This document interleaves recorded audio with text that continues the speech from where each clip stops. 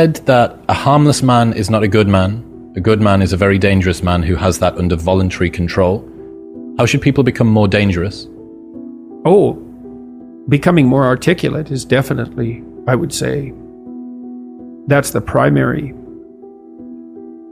array of weapons. I mean, physical prowess is something, and it's not nothing, that physical confidence that comes along with that as well. But the same thing replicated at the level of the ability to communicate and to think, that's a way broader field of battle and opportunity. In a world with seemingly infinite options, it can be challenging to decide on the best course of action for one's life. Peterson suggests that a useful approach is to focus on what bothers you or what you find most challenging. These discomforts or challenges can be an indication of where one should focus their time and energy. By leaning into what is difficult or uncomfortable, individuals can discover their strengths and find direction in their lives. Be honest with yourself about your interests, abilities, and limitations, and pursue the path that aligns most closely with your values and passions. There's a lot of things you could be bothered by. Like a million things, man. But some things grip you. They bug you, and they might make you resentful and bitter because they bug you so much. Like, they're your things, man. They've got you. So then I look for a question that I would like the answer to. I would really like the answer to it, so I don't assume I already have the answer, because I would actually really like to have the answer. So if I could get a better answer, great. And so that's the first thing. And that's like a prayer. It's like, okay, here's a mystery. I would like to delve into it further. Well, so that's humility. It's like, here's a mystery, which means I don't know. I would like to delve into it further, which means I don't know enough already. And then comes the revelation. It's like, well, what's a revelation? Well, if you ask yourself a question, it's a real question. Do you get an answer or not? And the answer is, well, yeah, thoughts start to appear in your head.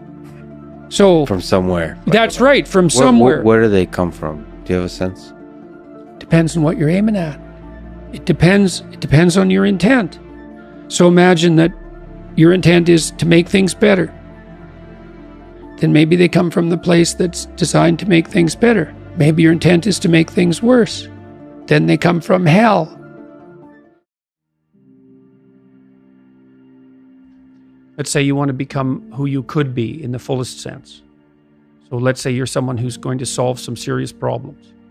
Okay, the first thing you have to do is admit to the seriousness of the problems. That's no joke. And so the first thing is just the terror of the problem itself. And that's enough to paralyze you, right? And that's the Hydra, that's the Gorgon with the head of snakes. It'll paralyze you and turn you to stone. That's the basilisk in the Harry Potter series. Mm-hmm. You look at it and it turns you to stone and lurks underneath everything, right? And it's malevolence and tragedy. And so there's that. And then the next is, well, you're going to take responsibility for that? You're really going to do that, are you? That's a hell of a load, man.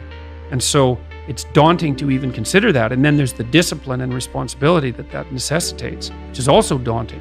It's like, oh my God, the problem's that serious. I'm really going to have to get my act together in order to not contribute to it, much less solve it. And so the problem is terrible. And then the solution is daunting. But the upside of that is like, well, there isn't anything better to have than a problem that's worth solving, like that's really worth solving, right? And so the more of that you take on, the more you have a reason to get out of bed in the morning, no matter what. Like, I'm getting up, I'm trudging forward. Doesn't matter what I'm suffering from. I've got things that need to be done. They're necessary.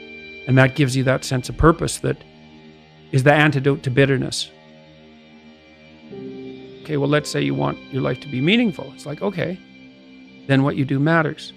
It actually matters.